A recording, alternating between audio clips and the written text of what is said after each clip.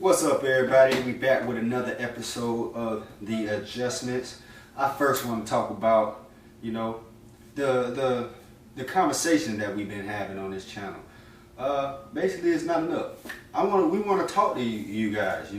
We want to just leave y'all opinions in the comment section. This ain't a show where we're right all the time. You know what I'm saying? It's our opinions, really. And we want y'all opinions as well. So we want to engage with y'all. We didn't just make this show to just talk. We want to talk with y'all, talk sports with y'all, talk life with y'all. So engaging. Let's get more engaging in the video, and we want to hear y'all opinions because they're important, and also the suggestions for the channel. What y'all think we should do? What y'all want to see? This is for y'all. Like I said, this is for entertainment. News for about sports. We tell y'all things that you might not have known. And we want to see. We want to do things that y'all want to see. So we're here to entertain y'all. It's all about y'all. You know what I'm saying? So like this video if you enjoyed it. Subscribe to the channel. Tell somebody about it. And let's get to it, man. The Adjustments, episode 36. So we back with another episode, man. We're gonna start off with the Jaguars, man. The Jaguars got their butts whipped, man, by, I'm gonna just say Derrick Henry, because he ran for 200. And it's crazy because it's a stat. He's the fourth running back to have multiple 200-yard games. He's in there with company like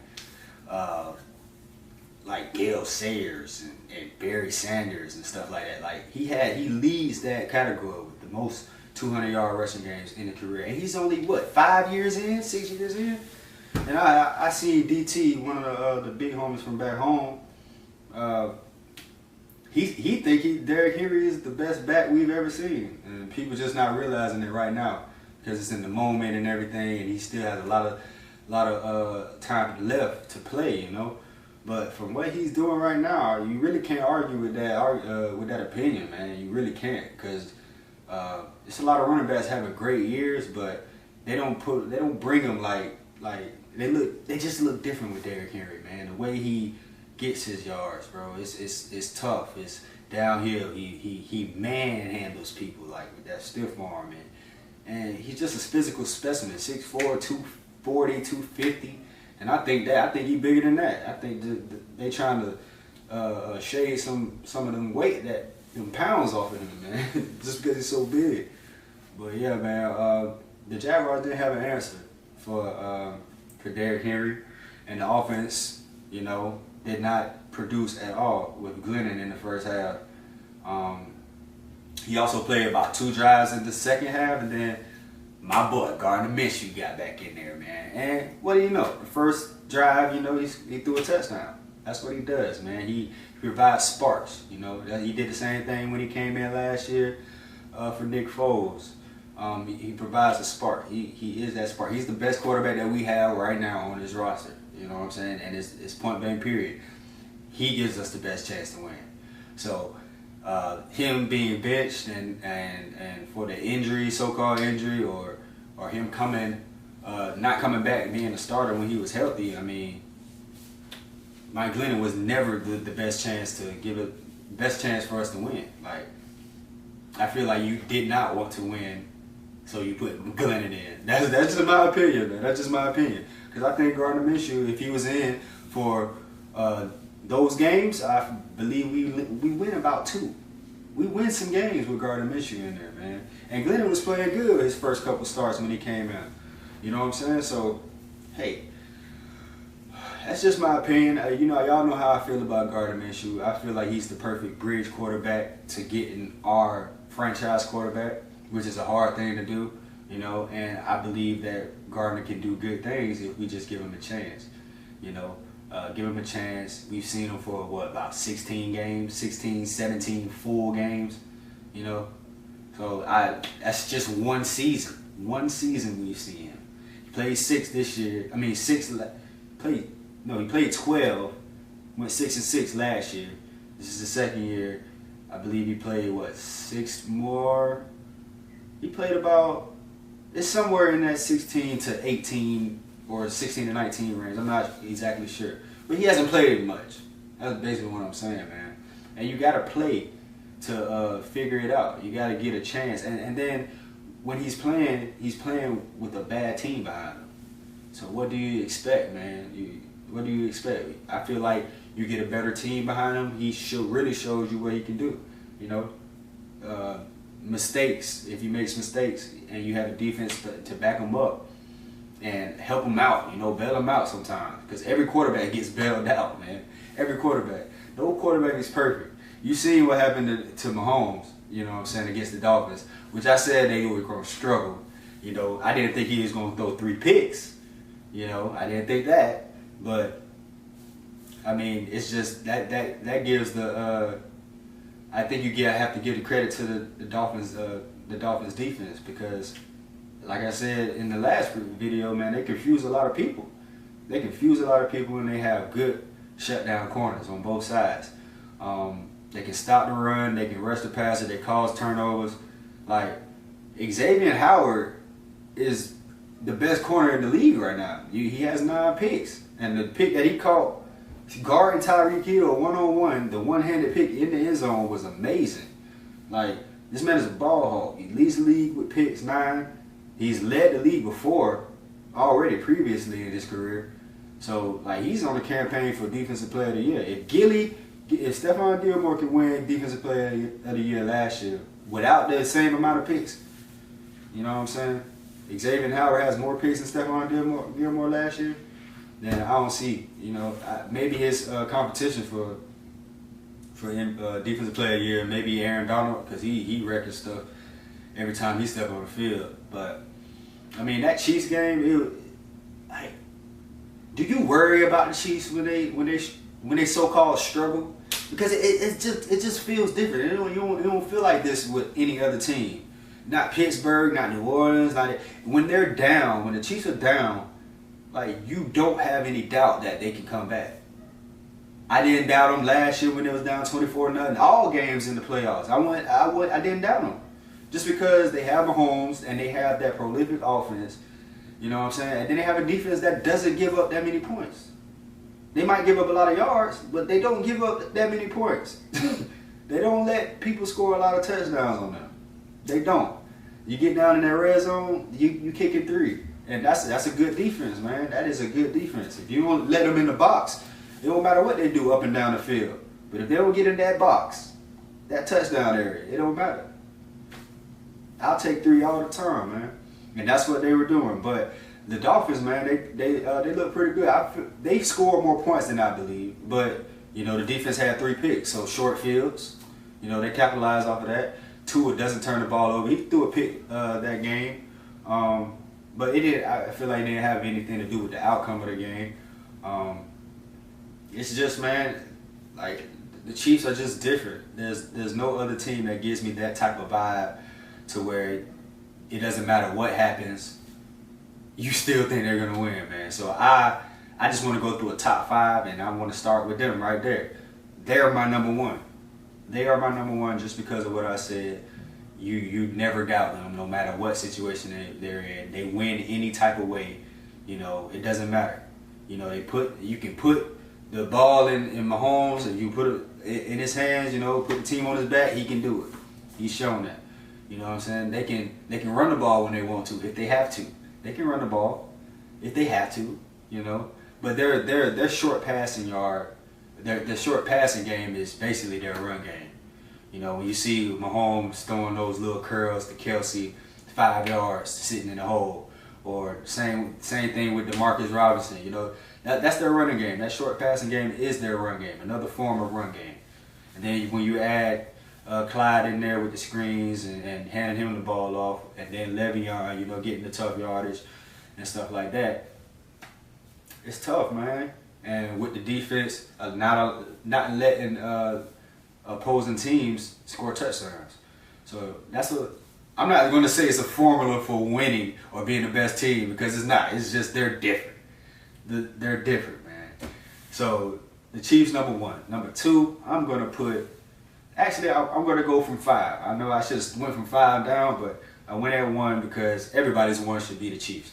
But number 5, I'm gonna go with the Bills, man. I'm gonna go with the Bills. They impressed me on that Sunday night game against the Steelers, man. The Steelers, well, both teams were putting so much pressure on the quarterback. Uh, as the game went on, the Bills' pressure finally got to Big Ben, and they started to rattle him. You know what I'm saying? But the Steelers did not let up on Josh Allen. From the start of the first quarter, 15 minutes ticking on down, they were blitzing Josh Allen, and he handled it great. He handled it like a great. I mean, like a vet. He really did. He looked good. He didn't let it get rattled. He still throws some balls up that be like, man, Josh, what are you doing? But he makes up for all the other throws and all the other plays that he makes. Like I said, I think he played great that game due to the circumstances with the Steelers blitzing him throughout the whole night, him making big throws, and then him finding his go-to receiver, Stephon Diggs, who is balling this year, and nobody's really talking about him that much. He has a full campaign for being the best receiver in the league. He leads the league in catches. He's up there in receiving yards. You know what I'm saying? And he's the go-to guy. They were triple teaming him. They were double teaming him. But it did not matter. And that's what a number one guy does. He gets open no matter what. It don't matter what you throw at him. He gets open. They couldn't stop him, man. They could not stop Stephon Diggs. Every play that they needed, they went to Stephon Diggs. And as you should, man. As you should. And the defense was opportunistic. They got off the field when they needed to. And they won the game, man. They did what they needed to do. So, number 5, the Buffalo Bills. Looking good, looking good. Number 4, who I'm going to go with? I am going to go with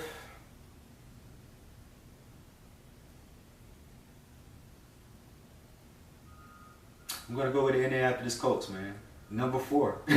Indianapolis Colts, man. I'm going to go with the number 4. So, the Colts have a good defense. Great defense. Playmakers all over the field. They stop the run. And the main factor to stopping that run is 2 factors, really. It's the DeForest Buckner, who they signed on the offseason from the 49ers. He's been a force in that middle of that defense.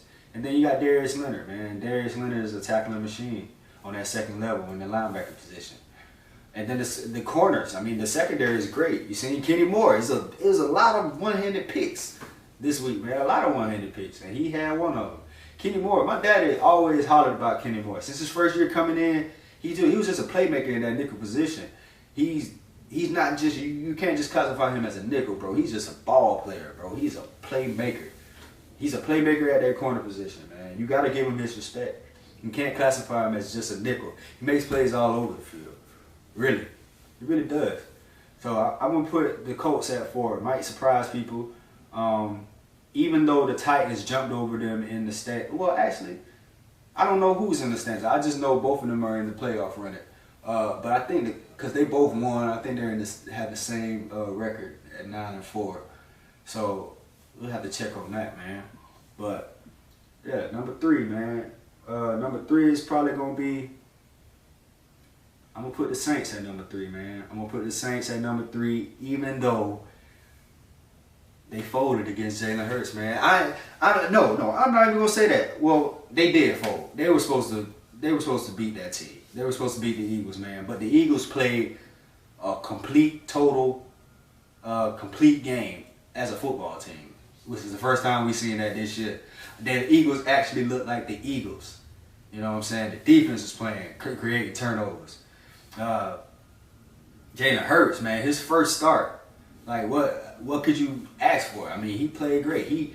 I was wrong about that. I thought the Saints were gonna just blow them off of the face of the earth, you know, because that defense, you know, they don't allow 100-yard rushes. I think they had like a 55-game win streak, which was snapped against the Eagles, and they ended up having 2 100-yard rushes because Miles Sanders hit that 82-yard run, that long run. And he ended up with like 115 yards. Jalen Hurts ended up with 100 yards rushing. And the way he was running, man, I heard Sanders Sharp say, which I agree with, if his first read wasn't there, he was taking off. And nobody was containing him. like you've never seen Jalen Hurts play before. You know this man has legs, so why wasn't there any contained players? Like, they just let this man just get out of the pocket and run for every first down that they needed. Third down, you see Jalen Hurts running for it. He put them in reasonable third down situations, 3rd and 4s, 3rd and 3s and stuff, and he would just go get it. You know, he almost cost him the game with that fumble at the end. I don't know what really to say about it. He had 2 hands on it. It was just a great play by, you know, Quan Alexander coming in and punching it out. But I was very impressed by Jalen Hurts. He didn't throw the ball. He threw the ball okay. It didn't shock me, you know, with him throwing the ball, but his running ability just it was just different, and he was decisive with his decision making. If he was gonna throw it, he threw it. If he was gonna run, he ran. And Carson Wentz held the ball. That's one of the reasons why he's on the bench, man, because he holds the ball and he takes those sacks, and then he throws an errant throw while he's getting that pressure or taking that sack, and it causes a turnover. I mean, so. But I'm impressed with the Eagles, man. They played a complete game. They look like the Eagles are supposed to look. If they play like that the whole year, you know what I'm saying, it's no question who will be at the top of the NFC East, man. It's no question. I thought they were going to be at the top. That was my pick before the season and everything. Just because of the roster. And you look at the roster, man, you don't expect them to be that bad. You know, you did. So, Doug Peterson also called a better game, man. They actually ran the ball. Like, they ran the ball. It looked different, bro. The play caller was great. He called a good game.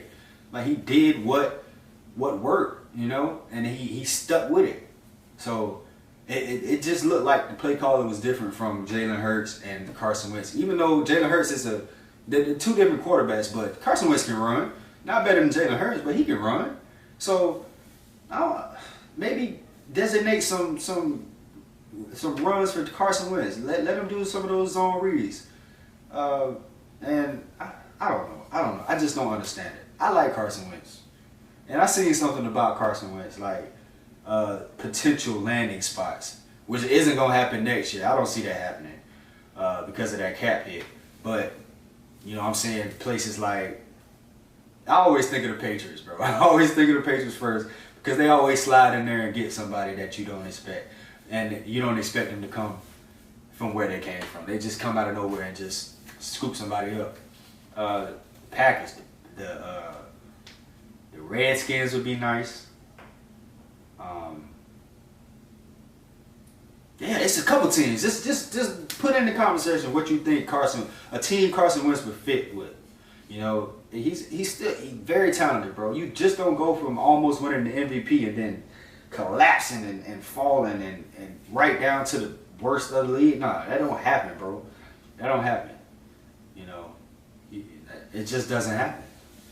So, but it was a lot of good games, man. Especially that one last night. If you didn't see the Monday Night Football, please go rewatch that game. The Browns and the Ravens put on a show. Definitely the game of the year.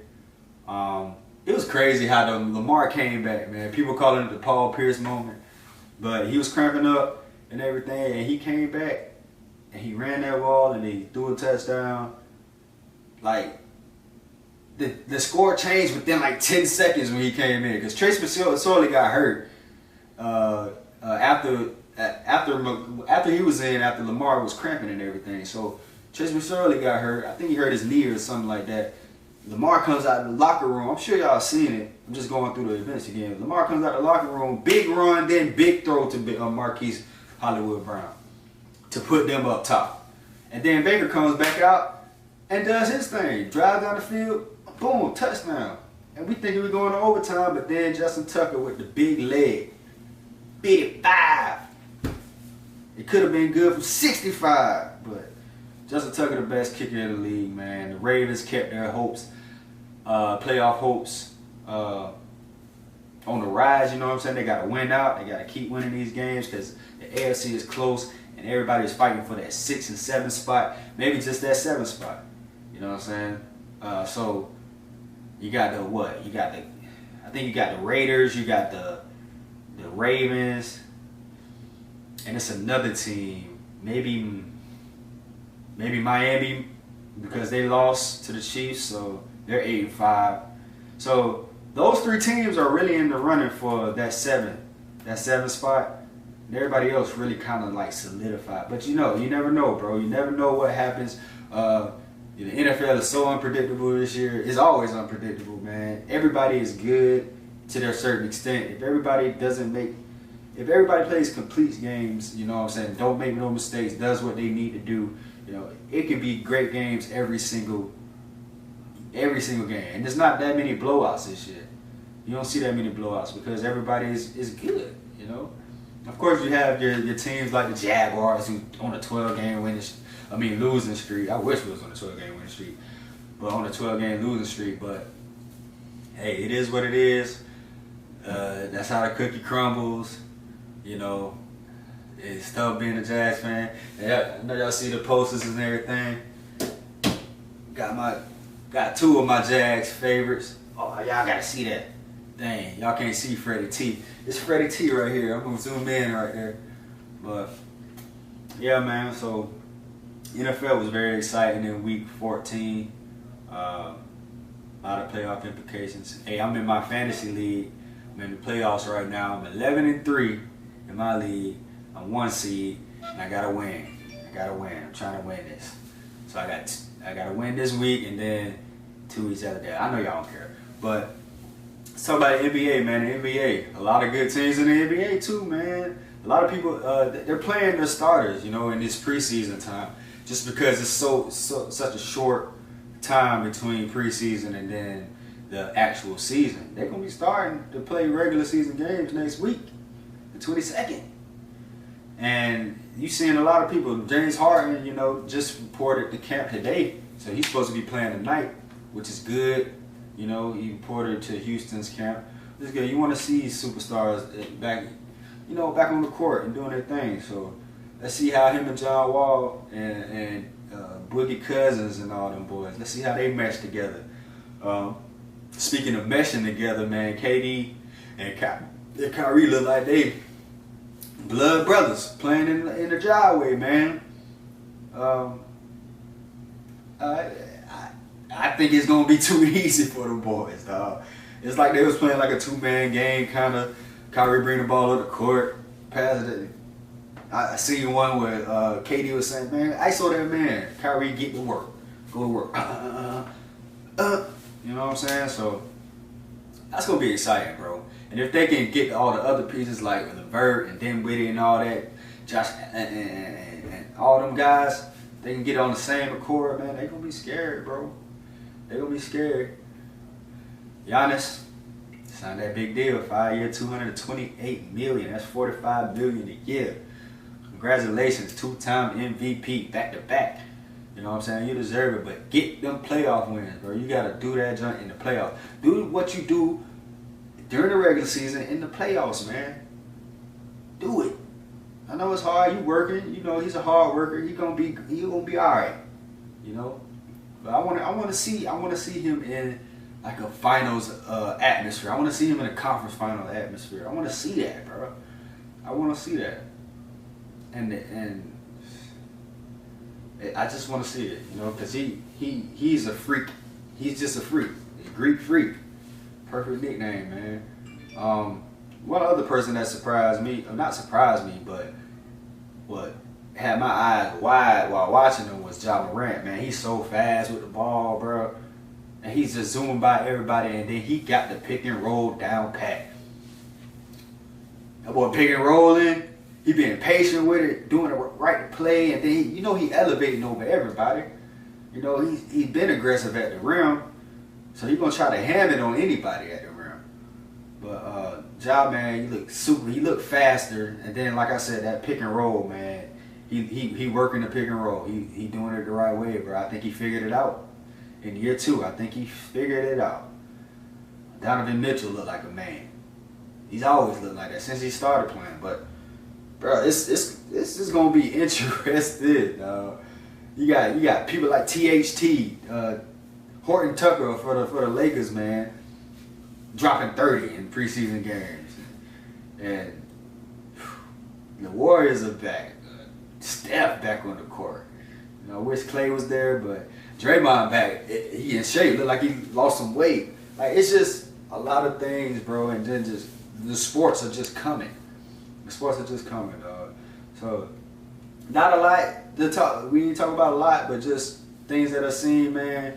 There's a lot of exciting things. Sports, they keep coming. They keep coming. NFL is great. It's at a good point right now. Very interesting, bro. A lot of good games. Playoff time, best time of the year. It's not playoffs right now, but you know it's getting to that time. The best time of the year, man. And when basketball starts, it's gonna get even crazier. So we're gonna have basketball and football at the same time. Not like we haven't done that, haven't had that before, but hey, I'm just saying. And to end this video, bro, tell me what y'all think about Mayweather fighting Logan Paul. It's crazy, man. Logan Paul about to get his ass whooped. Bruh, that's an easy check for Mayweather. Easy check. He's not even gonna hit him. Easy check. So, he's a businessman, bro. Money team. But I'ma holler at y'all, man. It's your boy J.O. Little short video. Just came to holler at y'all, man. Make sure to tell somebody about this podcast show, man. We're trying to grow. We're trying to be big, man. We're trying to do a lot of things with this stuff. And remember to interact with us, man. It's not just us talking to us. We want to talk to y'all. We want to know y'all opinions, man. So like this video, comment down below, subscribe to the channel. Tell somebody to subscribe to the channel, man. We're trying to get big. Let's do it. Episode 36. Yes, sir.